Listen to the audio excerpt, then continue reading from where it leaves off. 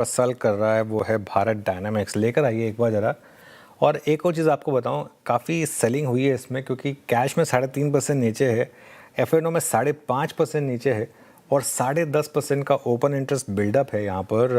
और अगर आप डिस्काउंट देखेंगे तो करीब करीब 40 रुपये का डिस्काउंट है। तो मतलब शॉर्टिंग काफ़ी हुई है यहाँ पर, ना सिर्फ एक सेलिंग है बल्कि एक डायरेक्शनल शॉर्ट कॉल भी लिए गए हैं यहाँ पर। क्यों आखिरकार, कंचन से जानते हैं कि ट्रिगर्स क्या रहे इस स्टॉक में गिरावट के। कंचन बताइए। जी, अगर हम इस टाइम पे बात करें बीडीएल की, तो 3-3.5% की गिरावट इस टाइम पे आपको देखने को मिल रही होगी। दरअसल सरकार जो है अब मिसाइल बनाने का काम प्राइवेट कंपनीज को भी दे सकती है, ऐसा बाजार में जो है सुनने में आ रहा है। ये इसलिए हो रहा है क्योंकि जो एस्ट्रा मिसाइल की डिमांड है वो काफ़ी ज़्यादा यहाँ पे बढ़ती हुई दिखाई दे रही है, जिसके बाद डिफेंस मिनिस्ट्री जल्द ही एक रिक्वेस्ट फॉर प्रपोजल जो है वो ला सकती है। इसमें प्राइवेट इंडियन कंपनीज जो भी है उनको एस्ट्रा मार्क 2 बनाने के लिए इन्वाइट किया जाएगा। अब यहाँ पे जो कंपनी मानी जा रही है आती हुई आपको दिखाई देगी, वो काफ़ी बड़े कॉन्ग्लोमरेट्स है, जैसे कि अडानी, साथ में Bharat forge, Tata group, Mahindra group की एंट्री यहाँ पे हो सकती है। अब ये ऐसा इसलिए हो रहा है बिकॉज इस टाइम पे जो भारत डायनामिक्स की मौजूदा कैपेसिटी है एस्ट्रा मार्क 2 को बनाने की, वो डिमांड को यहाँ पे फुलफिल करती हुई नहीं दिखाई दे रही है। अब तक हम जानते ही हैं कि बीडीएल ही इकलौती ऐसी कंपनी है जो इसको पूरा करता है प्रोडक्शन को। लेकिन अब अगर ऐसा रूल आ जाता है तो जो एक्सक्लूसिविटी है वो आपको कहीं ना कहीं खत्म होती हुई दिखाई देगी। अब खबर सिर्फ यही नहीं है बल्कि बाजार में ये भी बातें चल रही है कि सरकार प्रलय मिसाइल जो कि 500 किलोमीटर की रेंज है उसका प्रोडक्शन का काम भी प्राइवेट कंपनीज को दे सकती है।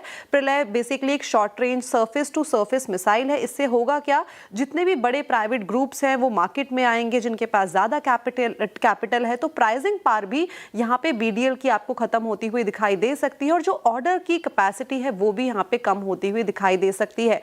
इन खबरों के चलते यहाँ पे एक जो प्रेशर है वो आता हुआ दिखाई दिया, बिकॉज किसी की भी एक्सक्लूसिविटी अगर छीनने की बात आएगी तो प्रेशर तो आएगा ही।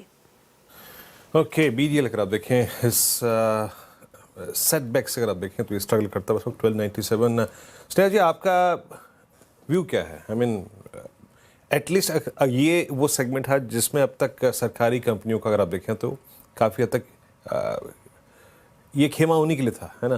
अब अगर निजी कंपनियों की भागीदारी भी होती है इस सेगमेंट में, जैसे एचएल के केस में हुआ था, है ना, जब नए एयरक्राफ्ट के ऑर्डर्स में और प्रक्रिया में उनको शामिल नहीं किया गया था तो बाजार ने नेगेटिवली लिया उसको। अब इस पर बीडीएल पे एक सेंस अगर आपको लेना हो और इस डेवलपमेंट का, तो आप कैसे रीड कर रही हैं? क्या थोड़ा फॉर द टाइमिंग आप बीडीएल से दूरी बना के रखेंगे क्या? वीरेंद्र जी, मेरे ख्याल से बीडीएल में डेफिनेटली इंक्रीजिंग कंपटीशन का प्रेशर तो डेफिनेटली देखने मिलेगा, स्पेशली जब डीप पॉकेट्स इसमें घुस रहे हैं। तो थोड़ी तो जो ऑर्डर बुक है वो डाइवर्सिफाई होके दूसरे प्लेयर्स के हाथ में डेफिनेटली स्लिप करेगी। तो वो एक प्रेशर कंपनी को झेलना पड़ेगा। और मोरओवर अगर आप इनके Q4 के नंबर्स अगर आप वापस याद करोगे तो Q4 में इनके ऑलरेडी काफ़ी एग्जीक्यूशन चैलेंजेस इन्होंने फेस की थी, जिसके कारण मैंने काफ़ी सप्लाई बॉटलनेक्स थे क्रिटिकल कंपोनेंट्स से रिलेटेड, जिनके कारण के नंबर्स बहुत ज़्यादा इम्पैक्टेड थे। एंड जो पोस्ट मैनेजमेंट कमेंट्री जो हमें समझ में आई थी कि पूरे FY27 में उन्हें ये थोड़ी C supply bottleneck further face करनी पड़ेगी। तो ये जो बहुत मिशन क्रिटिकल कंपोनेंट्स है उनके डिले के कारण इनकी एग्जीक्यूशन तो ऑलरेडी इम्पैक्टेड रहेगी।